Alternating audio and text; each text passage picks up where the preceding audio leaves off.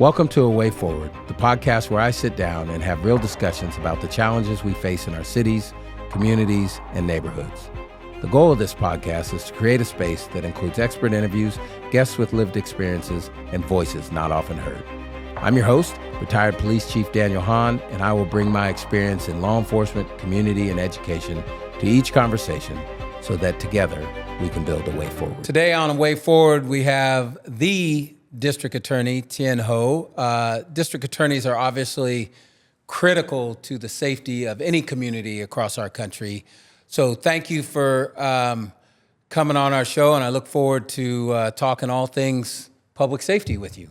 First, I'd love for you to share, I think our personal experiences often are what creates the core of our belief system. And you have a very unique family story of growing up and coming to this country and eventually becoming a deputy district attorney and recently being elected to being the district attorney. So if you could, just share a little bit of your family's experience of how you kind of came to today. Well, first of all, Chief, thank you for having me on your podcast, your show. It's an honor to be here. I know that we worked together a little bit when I was an assistant chief back in the DA's office. But, as you mentioned, to really understand where we're going, we have to understand where we came from. Absolutely. And for me, I was born in Vietnam. And as many of us recall, the Vietnam War, Saigon fell to the Communist North in 1975. My dad was a school teacher in Vietnam. We were living in Saigon in the South. My uncle had worked for the South Vietnamese government. And so when the communists came in, they arrested my uncle without a judge, without a jury, without a trial. They ended up sending my uncle to a re-education camp for about 4 years where he was tortured, starved, and eventually released him. So re-education doesn't mean what it sounds like it means. No, it's a torture camp, basically, yeah. right? That's the euphemism that the communist government would use. Right.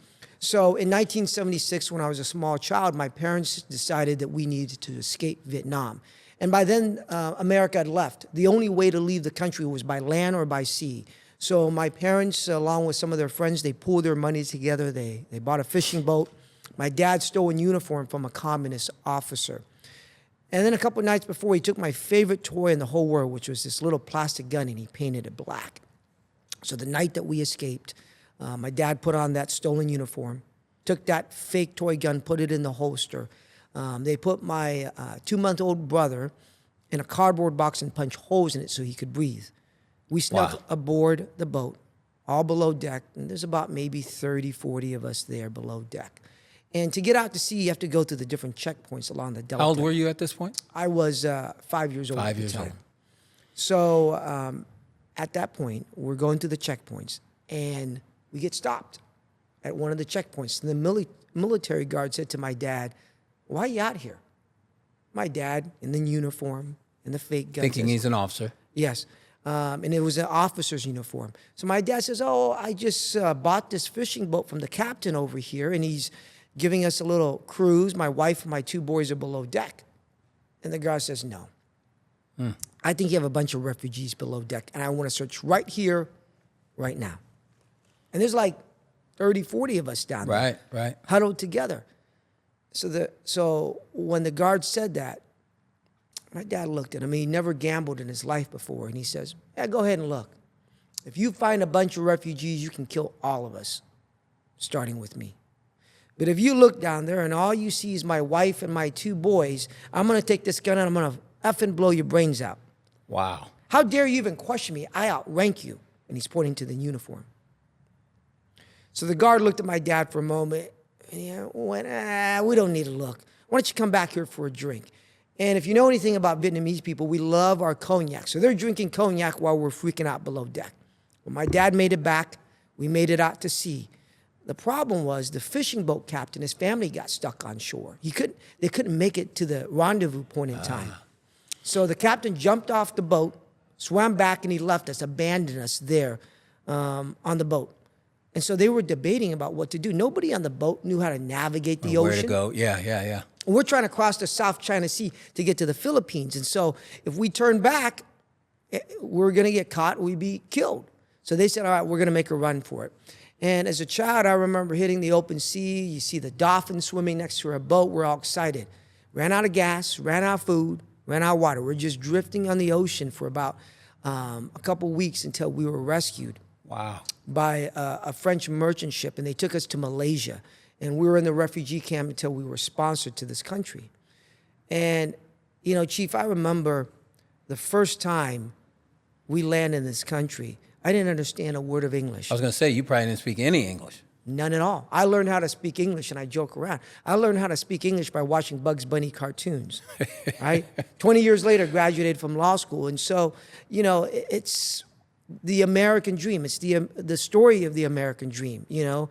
Whether it's your story, my story, so many people as immigrants, as refugees, yes. We come to this country seeking a better life. And you go back to the generation, even the founding fathers and every generation that came after, we came here seeking a new life. And we build upon that and build upon this country. And that's what my family and I did, and I just want to give back. So what do you think, and maybe you know, maybe you've had this conversation with your parents, but for you and your brother, what do you think their dream, obviously they were escaping some really horrible things, so survival was one of them, but being in this country, what do you think their dream was for you and your brother? If you think about it a moment right now, let's say there's an invading country and took over America, God forbid, and you had to give up your house, you have a mortgage on, maybe you paid it off, you have to give up your career, everything that you ever worked for, leave behind your family, your parents, leave behind your brothers and sisters, risk death to go to another country of which you don't speak the language, you don't understand the culture.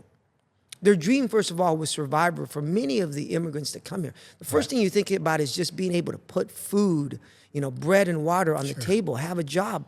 But then you begin to dream of a better life for your children, because that's why you risked everything, right? Which is kind of an obligation on you too, right? I better not make this for naught. Yeah, you better not mess this up, right? They sacrificed everything. Everything to be here. Yeah. And so that's why, you know, we focus on education and hard work, because they risked everything to be here, to start over again. You know, my wife is Vietnamese as well, and her father, you know, was in the military, the South Vietnamese Army, Special Forces, then was on the city council in South Vietnam, and then was a very... Before coming over here. Before coming over here. Yeah. And then what happened was he was a successful businessman, but he had to leave the day Saigon fell, and his friends in the CIA told him, and they left. And the communists came looking for him the next day. And when he came here, you know what he did? He was just driving trucks like my dad, you know, was a busboy until he ended up starting his own business. And now his kids are, you know, pharmacists, engineers, you know, all these First other, generation, you know, all these first generation. That's what this country is about. It's the best country on the face of the earth. Amen. Can we improve? Absolutely. Absolutely. But it's the best country on the face of the earth. So you might have hinted at it already, but what made you want to become an attorney, and then on top of being an attorney, work in the district attorney's office as opposed to private sector or any number of other places attorneys work? You know, there's a lot of reasons, you know, why I became a lawyer and why I became a prosecutor, but one of the most important reasons is to give back to the community, to give back to this country that gave my family and us everything that we could ever imagine. You know, I went back this last year to Vietnam for the first time, and I took my wife, my kids, and the poverty that you see there. And I imagine what would have happened if my parents hadn't made that decision. I'd be on the streets of Saigon. Or not be alive. And not be alive, selling, peddling something. And so there's an obligation here to give back to the community, to the country. And you know, in law enforcement, whether you're a police officer, whether you're a firefighter, whether you're a prosecutor, you're giving back and serving the community. We don't make insane amount of money like some of those. You're not going to get rich. You're not going to be poor. No, you're not going to be poor, but you're not going to be rich as well. Right. And you're able to provide for your family. But at the same time, you're able to give back to the community. So not only did you become an attorney and then start in the DA's office, but you rose up long before you were the district attorney. You rose up through the ranks of the DA's office, and often was selected to work some of the biggest cases. One in particular is probably, arguably, one of the most significant, scary, traumatizing cases this community has ever had, that not just the people, the victims, the specific victims of the suspect, but the entire community was essentially paralyzed by the East Area Rapist, Golden State Killer for a long time. And that was in my lifetime. Mm-hmm. I remember those days where people were scared to go to the store, people were scared to leave their house. And you were the lead prosecutor on a lot of these cases. So what were some of your, I guess, biggest takeaways or things that really stand out about those cases? Because again, like the Golden State Killer is probably the biggest case this community has ever had to deal with. You know, before I get into it, I got to ask you something. So when you were growing up here, you obviously heard stories about the East Area Rapists. And what was going through your mind as a child when you were hearing that, you know, and did it affect kind of your behavior, your regular routine? Yeah, for me, it didn't. I grew up in Oak Park, so we didn't, like East Area Rapist, that's some other part of town. He ain't going into Oak Park. He's not coming over here. So, yeah, but I remember hearing about it all the time, but I wouldn't say it changed anybody, any of my friends or, you know, people I associated with what we did. I don't think any of us thought he was going to come into Oak Park. He would have gotten messed up if he came into Oak Park. Is that right? Probably, yes. You know, so one of the things about the East Area Rapist, when we did arrest him, they put him in a jail cell first of all, they put him in an interrogation room to interview him. And at one point, they leave the room, he puts his head down, boom, he rammed his head up against the wall. So his booking photo, when you see it, is actually, you notice the top, it's got dried blood on it. And we were worried that he was going to kill himself. Mm-hmm. So when they put him inside the jail cell over at the county jail, there's 3 cells that actually have cameras in them. One was for the Unabomber, one was for an ISIS guy, and one was for D'Angelo, the East Area Rapist. And so I would get the videos of him in his cell, him walking in there when I was the prosecutor in the case. And he would come to court in a wheelchair, his head leaned back, acting like an invalid, like he didn't know what was going on. And then there's a video of him walking into the cell. He's got a cane, and he's just kind of hunched over, and he's kind of just hobbling into the cell. The moment the door closes, he puts the cane down, and he's walking just fine. Almost like, was it Kaiser Soze in The Usual Suspects? He's walking fine. He's climbing up and down his bed. He's doing jumping jacks. It was all for show. Yeah. He was the master manipulator. You know, just kept it going. Just kept it going. That was what he was doing. And and everything about him was a mask. You know, the uniform, the badge when he was a police officer for a short period of time was a mask. His family was a mask. You know, everything he did was always covered until you stripped away that mask and saw the true monster, you know, underneath the surface. And I mean, this guy committed 13 known murders, upwards of 50 rapes, over 120 burglaries in 11 different counties up and down the state of California. And we sought the death penalty against him. And I think one of your questions, Chief, was, you know, what was your takeaway? We sought the death penalty against Joseph D'Angelo. And if anybody ever deserved the death penalty, in my opinion, it was him. But at one point, we took the death penalty off the table. And he ended up pleading to multiple counts of life without the possibility of parole. And I got to tell you, initially, I didn't like that decision. I disagreed with that decision. But my mind changed. And here's why. The very first rape victim in the case, her name is Phyllis, and she was on TV. She talked about it. And she lived out in Rancho Cordova.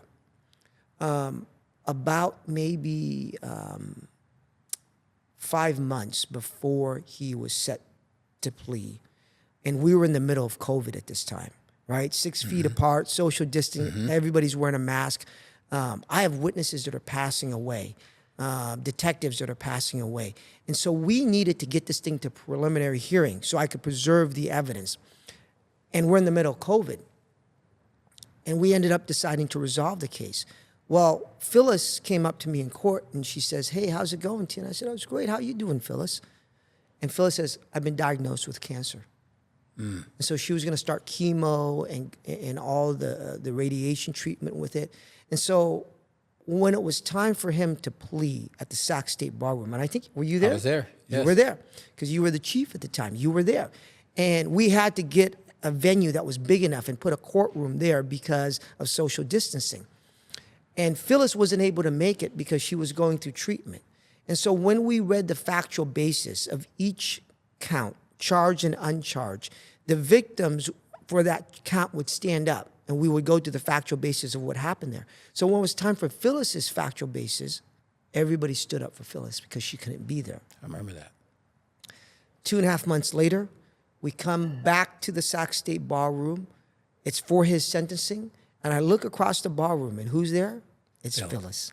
She has this beautiful, beaming smile on her face. She was able, for the first time in 40 years, to get a measure of justice. 3 months later, she passed away from cancer. Wow. And if we had not resolved the case and taken the death penalty off the table, Phyllis would have never received her day in court and never received that measure of justice. And so I'm glad we resolved the case for victims like Phyllis. And so when I think back... he's never getting out anyway. He's never getting out. He's right now, I think, 70, almost 78 years old. He's in state prison. And so when I think about the case now, I don't think about him. I don't think about his crimes. I think about Phyllis and people like Phyllis. That's what it's about. Well, and speaking of her, I've been in law enforcement for 34 years. I had never seen such a thing of those hearings at Sac State. Now, obviously, it was under some unique circumstances with COVID and all that. But there were some deliberate actions that you and the district attorney's office took at that time, I think probably for a lot of reasons, and seemed to take really thoughtful care of the victims and the victims' families. Mm-hmm. So what was important about doing those hearings at Sac State and having the families, the victims stand up? Why did you do that? Why was that important to you?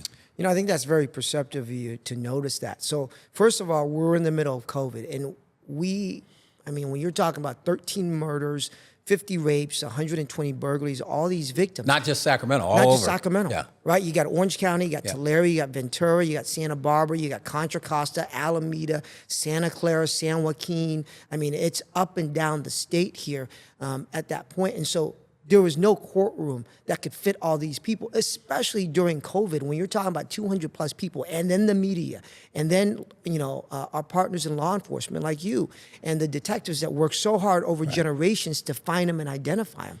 So we were looking at venues. We looked at the Memorial, we looked at Golden One, we looked at a lot of different places, and ultimately we came to Sac State in the ballroom, and we had to cluster people together, in groups and separate them to 6 feet apart. And there's a story, and I've only told this to a few people, but I love to tell the story here on the podcast. During COVID, you had, everybody was wearing a mask, and we're getting ready for the sentencing. And sometimes what I've noticed is that as a prosecutor, as a trial lawyer, you have to throw a fit every now and then to let the judge know that this issue you care about, that this issue is where you draw the line in the sand.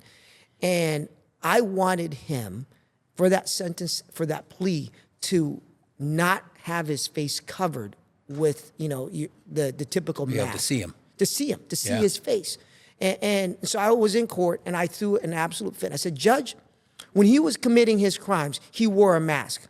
His badge, his uniform was a mask. The fact that he had a wife and 3 daughters was a mask. The fact that he was a retired mechanic living in Citrus Heights was a mask. So when he is sitting here in the courtroom and he's admitting guilt, he shouldn't be wearing a mask.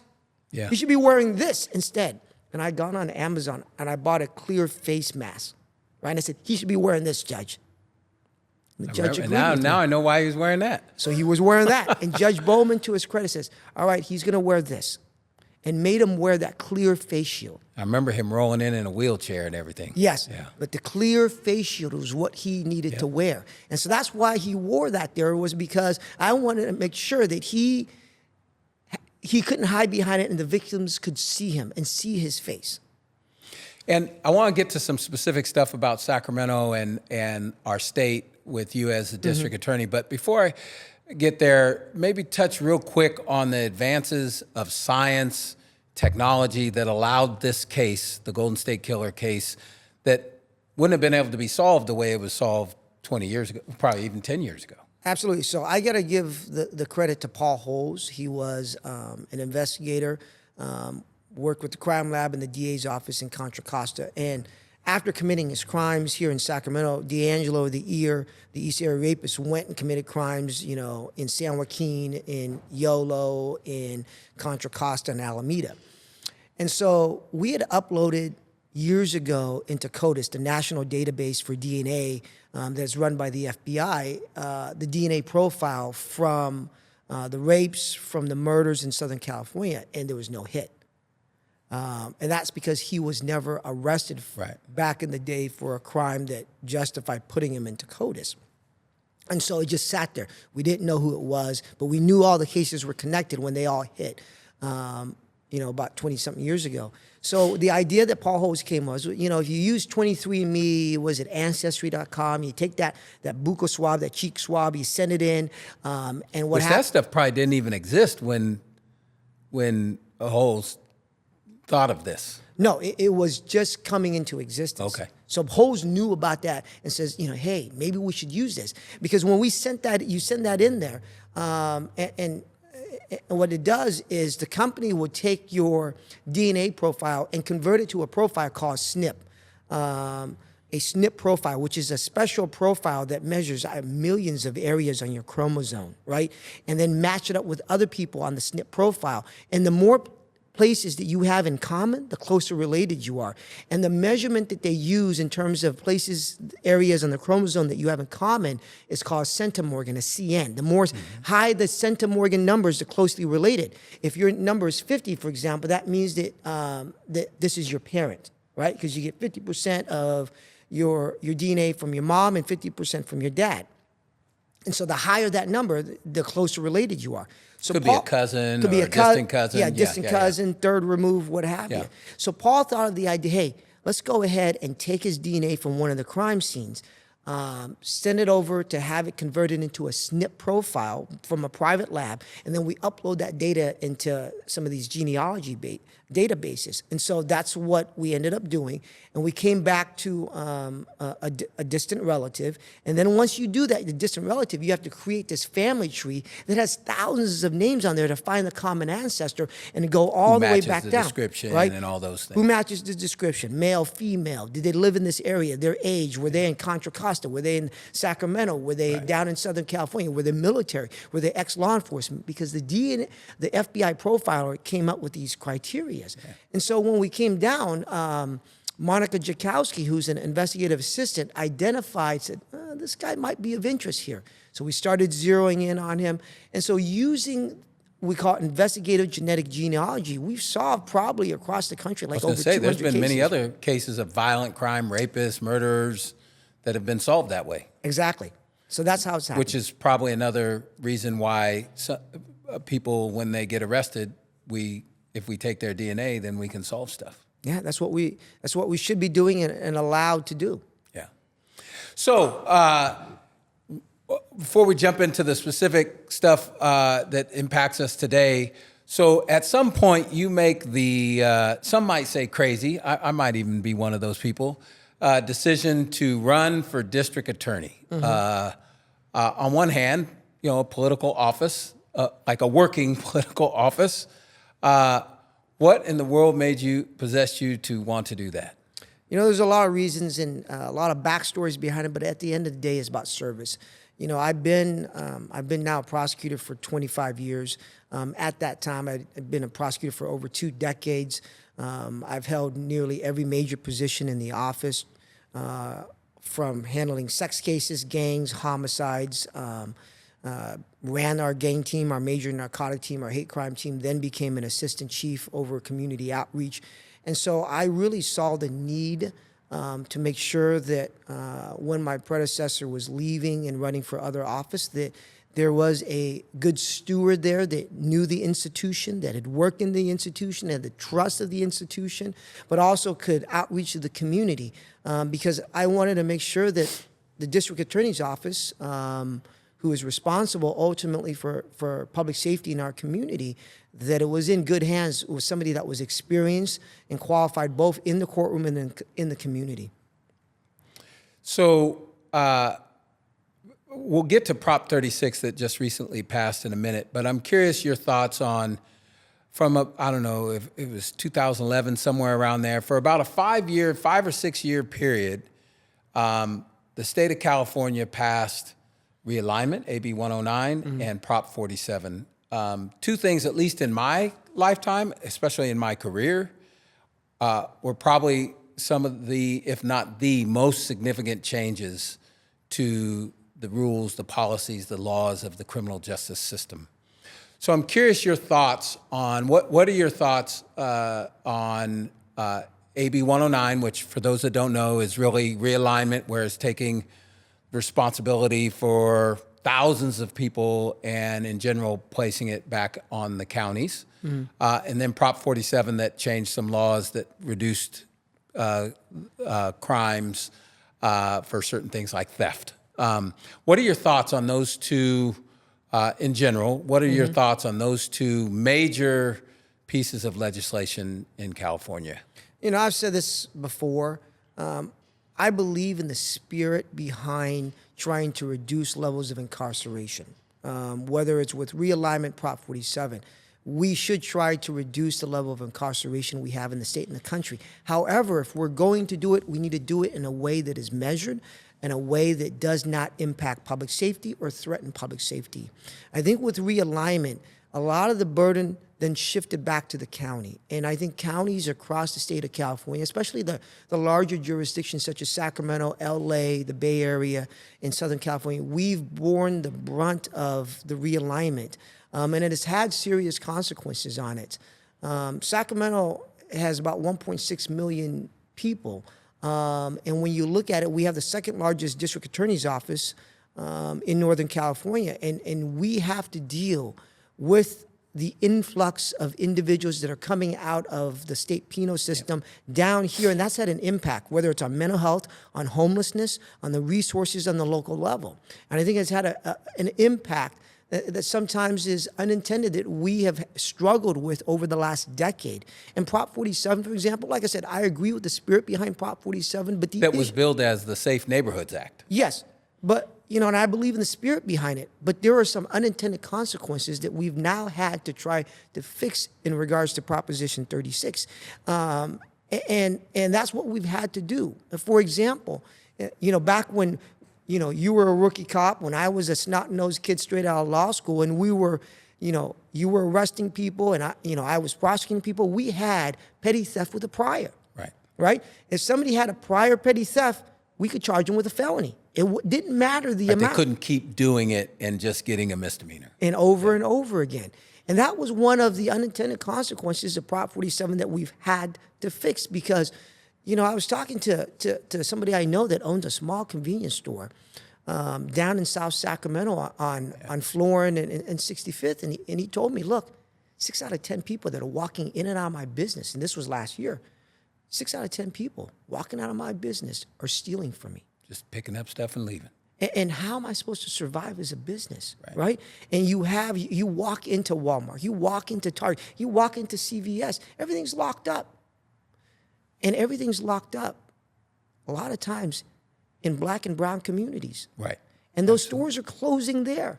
And so now you have disenfranchised, underrepresented communities that are suffering the brunt from businesses that are leaving because of the unintended consequences and petty theft. So I think Prop 36 that we're talking about really gives us as prosecutors the tools to prosecute the repeat offenders. So with the implementation of it, what we're doing here on it is I've told my deputies that if somebody has a prior theft and now they're committing it again, if they're stealing for personal sustenance, I'm not going to charge them with a felony, right? If they're stealing a sandwich, some baby food, one bottle baby, I'm gonna charge them with a misdemeanor, and we're gonna work with them in the system. But there's a difference between stealing one steak and 150 and 20 filet mignons, right? There's a difference between stealing one baby formula or that couple that walked out and stole $4,000 worth of baby formula. Yeah. You're gonna go. I am going to treat them differently. I'm gonna hit them with a felony and hold them accountable. So that was one of the unintended consequences of 47. The other one, which I think has fueled our homeless crisis, is how we are treating possession of drugs and have decimated the effective use of drug courts under Prop 47. Yeah, and that was going to be my next question. Talk about how that happened. Like, what was the carrot and the stick, if you will, for drug court before Prop 47, and what occurred in light of Prop 47? So before Prop 47... So people know, because not everybody knows about drug court. Great question. So before Prop 47, the year before, we had about 150 people in drug court, successful program. And how that works is this. Let's say you're in possession, right? And you're a drug addict. Mm-hmm. And you're in the throes of addiction, and you're in possession of drugs, and you have, offenses of it, cocaine. We charge you with a felony. We bring you in, and we say, look, take this treatment program. Plead guilty. Take this treatment program. We're not going to sentence you today. We're going to hold it. We're going to suspend that sentence on that felony. But take the plea, go into this program. If you finish the program successfully, we will dismiss the drug charge. Which I think is critical, because as long as I'm addicted to drugs, then I have to feed that habit somehow. Mm-hmm. And I might very well do that by breaking into your house. I mean, I'm addicted, so I have to get my fix. You have to get your fix. And so what happened was, it was effective because it was that carrot stick analysis, and it was successful. What Prop 47 did was, it made these offenses for the hardcore drugs misdemeanors, right? And then what happened was, you get arrested, cited and released for a misdemeanor. Mm-hmm. You're addicted. You're not going to show up to court. So you pick up, several of them, and you show up to court. And the judge says, well, you know what, sir, Daniel, you can go ahead and plead to this misdemeanor, right? And do 30 days in jail, or go to a rehab program that's going to take you about a year, but it's going to get you off drugs.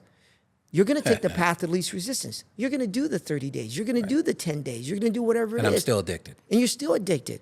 And that fueled our homeless crisis, because according to a Stanford study, 8 out of 10 people who are chronically homeless for more than a year are suffering from mental health and drug addiction. And that's what's fueled, I think, the chronic homelessness in the state. And that doesn't even include your public safety partners like sheriff's departments. If people don't know, sheriff's departments run the jails. Mm-hmm. And so I remember when AB 109 first came about, I was in Roseville as mm-hmm. chief. And Roseville had, the Placer County Sheriff's Department had just built a brand new jail, but built it under the old system. Mm-hmm. Where people don't stay more than a year, or just waiting court. And then AB 109, now they have to house people there for 8 years, 10 years. Mm-hmm. And they're like, we're going to get sued because our building's not built for that. And I know Sac County has been sued, and they're going through challenges of having enough facilities for mental health and mm-hmm. other things. So it impacts even the partners within the system ability Absolutely. To provide the services that they're tasked with providing. So, my whole career, if you went to a community meeting mm-hmm. and you asked any community, it doesn't matter where it was, and I think based on talking to other chiefs, it's the same across our entire country. Traffic was usually one of the number one things people would bring up in any community. Like, mm-hmm. they're driving too fast, my kids are in danger, all these sort of things. But over the last 5 or 6 years of me being police chief, there was another complaint that I never heard that complaint when I was a young officer, mm-hmm. That rivaled traffic, and that was homelessness. Like, when I would go to chiefs conferences, they would say the top issues that they were dealing with was recruiting and staffing and homelessness. Mm-hmm. And we've obviously had our challenges with homelessness in Sacramento, challenges that I've lived here my entire life. I've never seen the level of homelessness that I've seen over the last, say, 10 years, 5-10 years. at a certain point, you decided to sue the city of Sacramento in regards to homelessness. Talk a little bit about what you see is the challenge with homelessness, what prompted the lawsuit, and what do you think is, I don't think there's any perfect solution to a very complicated issue like that, but what do you think are some of the things, some of the solutions to move us in a positive direction in regards to people living out on the street? So homelessness under the administration of our former mayor, Darrell Steinberg, increased by 252% over 7 years. Some of the largest increases in the entire country. But you don't need to delve into the data to realize that. All you got to do is walk down, K Street, walk downtown, go down to parts of South Sacramento, go into East Sac, right. Go into these different places here. And what had happened here, a year and a half ago, is my employees were getting assaulted walking from my office to the jail. Somebody tried to start a fire near my office. Jurors were being chased by an unhoused individual with a handful of needles trying to stab them. And so, I reached out to the mayor and asked for help. The presiding judge asked for help. Encampments were everywhere. And when I met with the mayor, basically, we were told that this was the result of the courts and the DA's office not doing their job. And nothing was going to change. So what ended up happening was I identified 16 different encampments in the city. And under the public nuisance law, if you, Daniel, own private property, you allow drug dealing, human trafficking, crime to occur in your property. I've sent some of those letters. Yes. What the city's going to do is they're going to send you a letter and say, you know what, you need to clean this up or we will prosecute you and sue you for creating a public nuisance. And give you a chance to clean up. If you don't, they do it. So what I did was we sent out a survey to the city residents online. We took the city's own questionnaire. We put our logo on it. We added a couple questions, and people came back, and I had 3,000 responses in about 3 weeks. Little girls weren't able to play soccer out on the field because of needles. Right. A woman couldn't get in and out of her house because of the homeless encampment in front. They threatened to burn her house down. They threatened to rape her. And she had to move her out of her house when she was going through chemotherapy. And so I sued the city under a public nuisance action. And what I found out was the city attorney's office had not prosecuted a single one of their homeless ordinances for the year prior. And so since then, and it caused quite a stir, the first and only DA to sue its own city in the country. Which I'm sure you knew that was going to happen. Yes. Right. But the city has cleaned up all of those 16 encampments. They have now engaged in a protocol where they'll go out and they offer services every time before they do a cleanup. But the fact of the matter is, and Sheriff Cooper has the statistics in the city, out of 600 people, they offered services to only 7 accepted services. So we go back to the throes of drug addiction and mental health. And so the city is in a much better position now when you go here in Sacramento. You don't have the large encampments for the most part anymore. You just have pockets of individuals, but they're offering services and shelter. And so what we need to do is really encourage the acceptance of those treatments for mental health and drug addiction. So what I am doing with Proposition 36 is we are offering people, right? If they have drug charges, if they have certain charges, we combine them together. We stack them up and we say, look, go ahead and accept treatment or you're going to do this time. We don't want to give you the time. We want to give you the treatment. Right, because that's what's going to solve it. Exactly. And we've had success stories with people who have gotten off the streets. There was a gentleman, he played football, but he came out, he got injured, then got addicted to drugs. He was playing collegiate football, was a great recruit, got addicted to drugs, ended up on the streets. And we stacked those cases up and we're using it in a compassionate enforcement way. And now he's off the streets and we just saw him walking down the street in a jacket going to work. So there are success stories on here. So we need to have what I call the Haven for Hope model out of San Antonio, which is have a location, take people there, triage them, assess them, and give them an opportunity to get treatment. And if they accept it, go the treatment route. If they don't, they come and see me. So this doesn't sound like a district attorney that just wants to lock everybody up just because I'm the district attorney, and let's lock everybody up. You know, I find it interesting that I don't think most people know this, at least the people I've talked to, is, you know, I know a lot of people, some I grew up with, some I've met through my career, that have spent significant amount of time in prison. Some because of drugs, some because of violent crimes. You know, it ranges the gamut.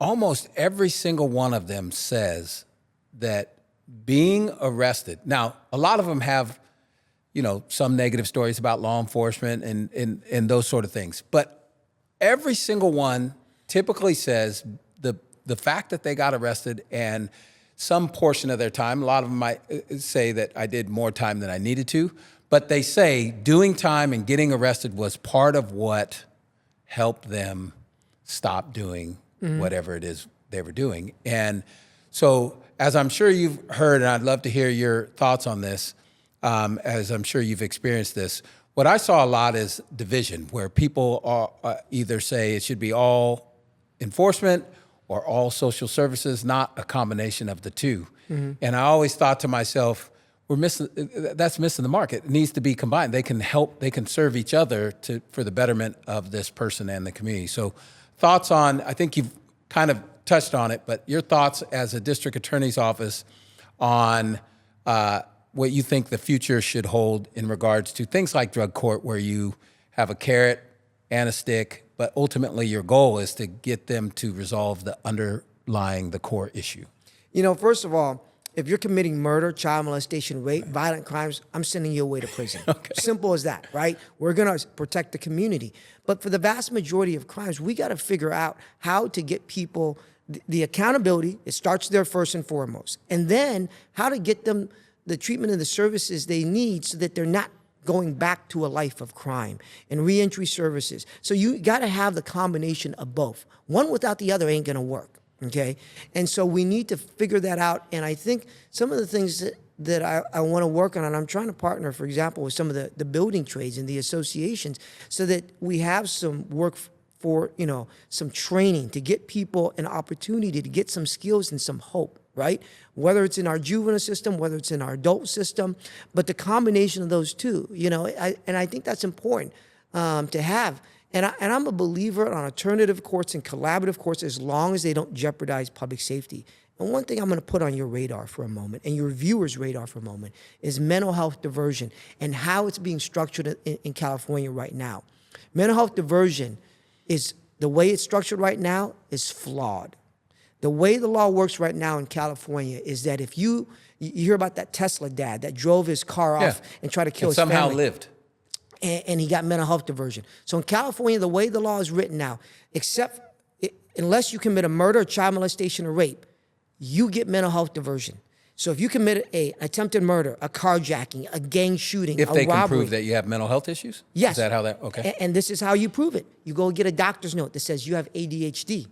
And the moment they get that doctor's note, what happens then is it's presumed that your ADHD or your cannabis addiction is the significant contributing factor to committing the crime. And the only way for me to prevent you from getting mental health diversion, which means you get released from custody, which means you take a couple classes, and the charges of attempted murder gets dismissed, is if I prove to you, the judge, by clear and convincing evidence, the same standard it takes for me to take away your children, if I prove to the judge that you will commit in the future a rape, a child molestation, you'll commit or murder. Another crime.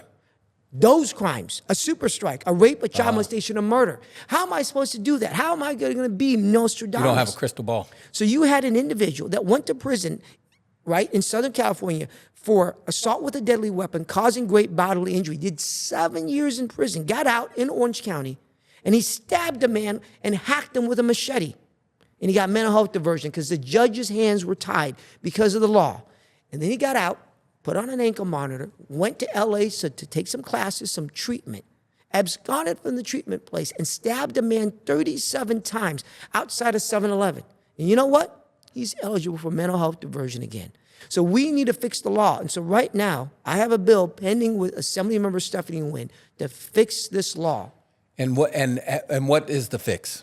The fix is, number one, you don't have that presumption. You got to actually prove it. Number two, Don't make me prove that you're going to commit a super strike. A future super strike. I mean, that's impossible to do. Right. So that's where we are in trying to fix those things, right? And to make the law better, because it's like the way the law is written, it's like playing a game of Monopoly. And before we begin, you get to have a house, you own the railroads, and you own Park Place, and you get to have a hotel on Park Place. How is that fair? Right. I'm just asking for fairness.